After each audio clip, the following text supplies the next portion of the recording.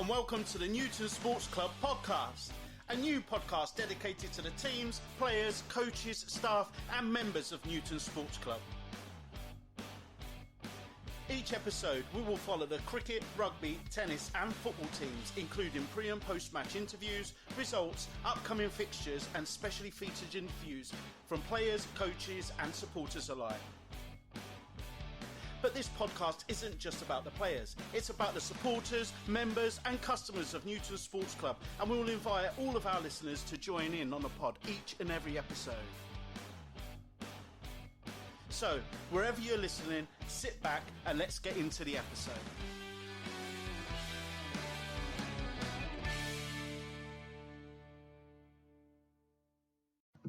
Hi and welcome to the Newton le Willows Sports Club podcast with me, Rob Fludder.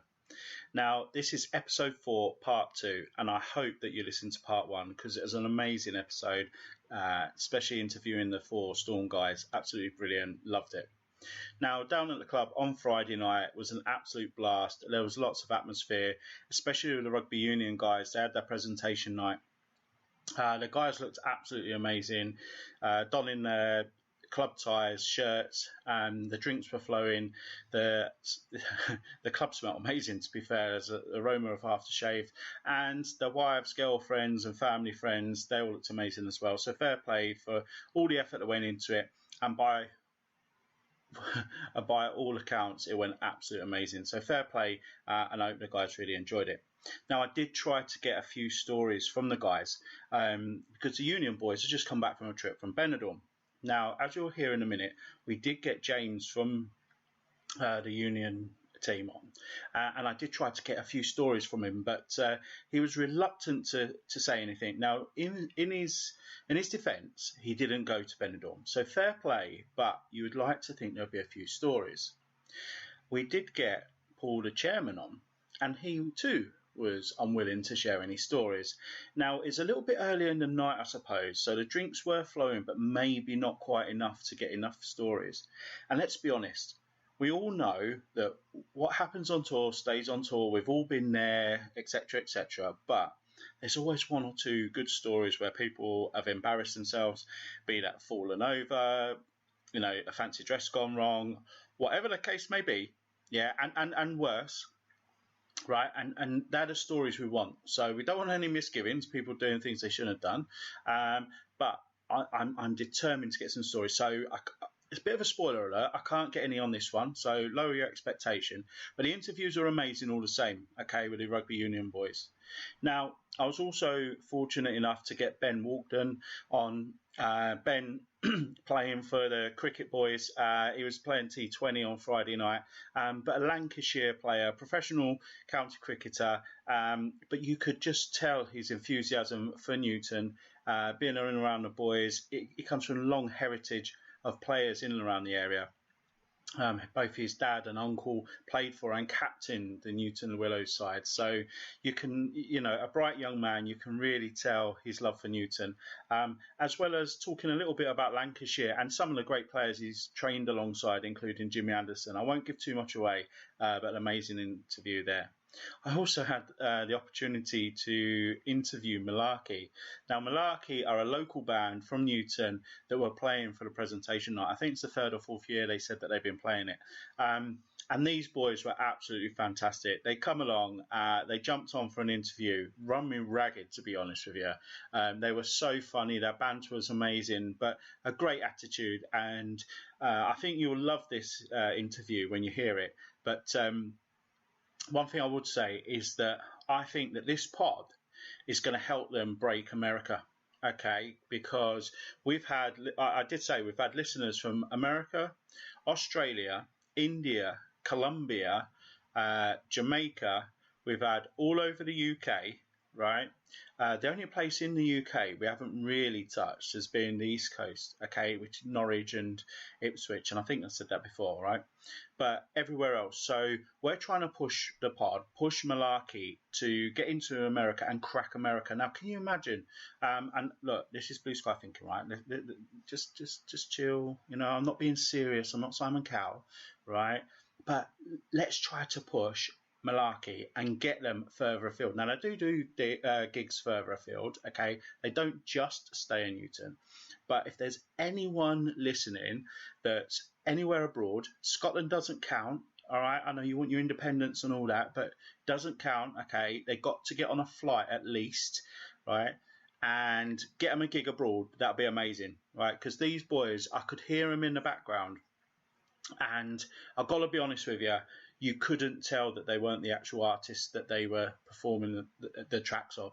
They were absolutely amazing. They were really, really good, and I know that everybody loved them. And the guys at the rugby club, and all over actually, a lot of people down at Newton know the guys because they play in the local area.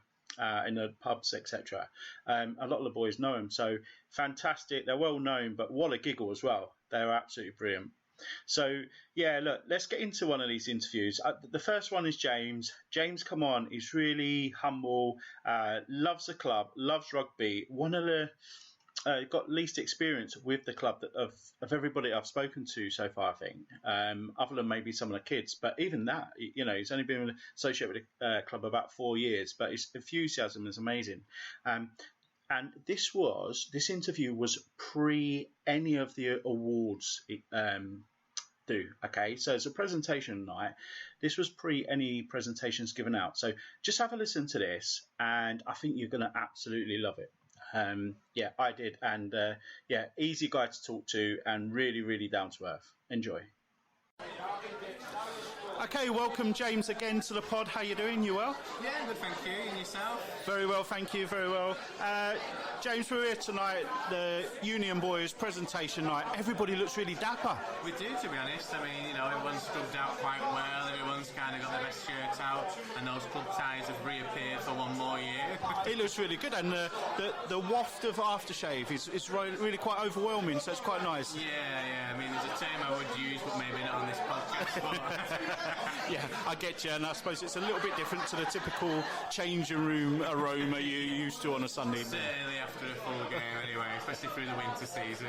Brilliant. So, look, end of season, it's one of those where it's a night to come together, remember the season that you've just had. What are your top highlights this season, would you say? I think for me, top highlights is at the start, before we joined this new league, we was umming and ahhing, wondering whether or not it was going to be the right decision. Now we're at the back end of it, we've ended up fifth in the table, so for me as that coach, respectable to the other players, it was the right decision. But some major highlights for me from the players, you know, some really young players come through the ranks this season, learnt game by game, developed the skill set and really applied it on the field. In terms of kind of games themselves, we beat top of the table, one of only 2 clubs to do that this season. Amazing. Which, you know, is really, really good. And so I suppose reflection on the season is one of those. So you beat the top of the table. Home games, formidable at home this season? Yeah, we've done really, really well. I mean, we've only actually lost 2 home games this season. One of them was a fair and square one where we lost it on the day to a team that's finished, you know, above us in the table. The other one was just kind of that little bit we were struggling at that wrong time of the season. But all in all, it's been a bit of a fortress at home, and the lads get stuck in, lots of positives, and it's been lovely to see some rugby union being displayed out there on the field. So. No, brilliant, and especially in this part of the world. So you can tell by the accent, I'm more accustomed to rugby union and rugby league, and it's massive up here, but it's really nice to see, and I'm sure the listeners can hear the buzz around the club at the moment, because, you know, the pints are starting to flow a little bit, but it's really good that rugby union is presented in this way.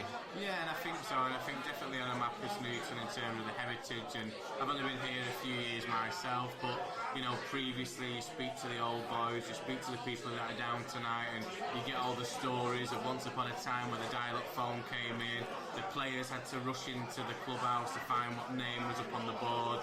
They had 4 teams, you know, running every week. So for us to kind of stick here in a hard time at the moment, in a very, you know, kind of difficult period where the league has overtaken slightly in these areas, is really promising. And that's all we want to do. We want to rebuild as a club, get those youth players in.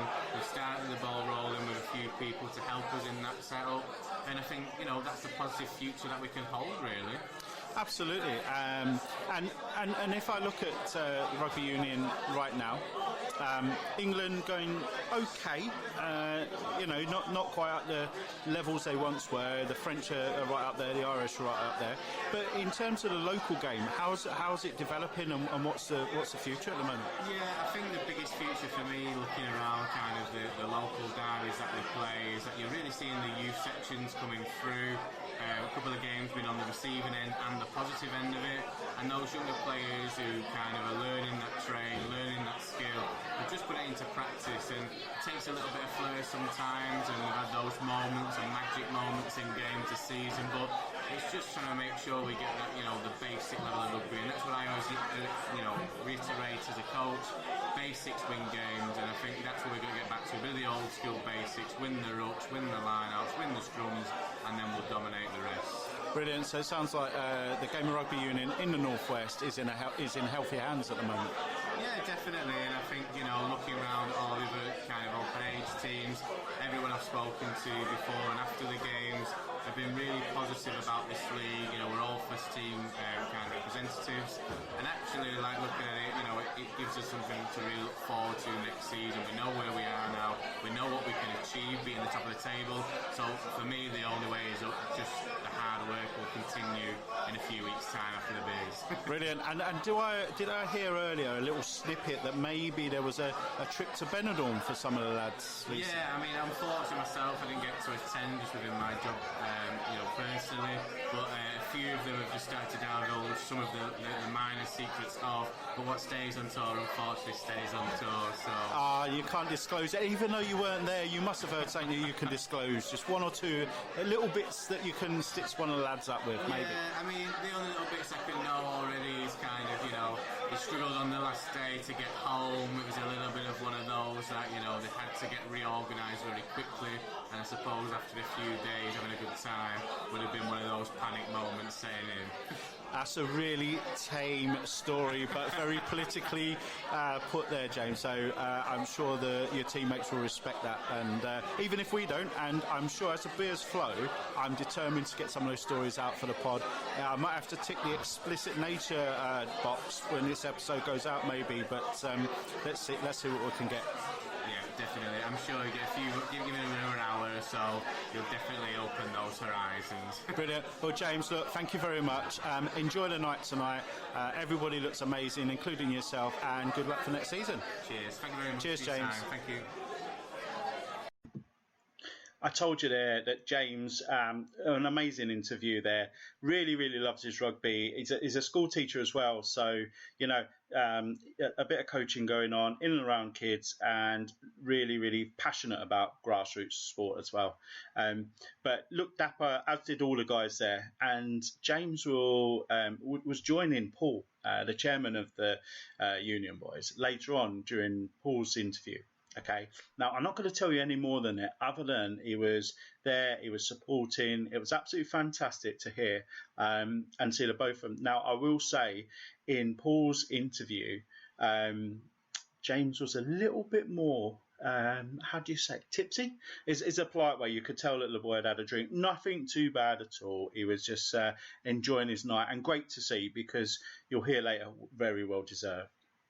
Now, I did say that we had Milarke to come on, and these boys, I can't tell you just how the banter was hilarious. I mean, I introduced them as a band, but actually I did go on to say that they're 4 comedians who did a bit of singing, really, because that banter was right up there, and we had a right giggle before getting on, during the pod, and after.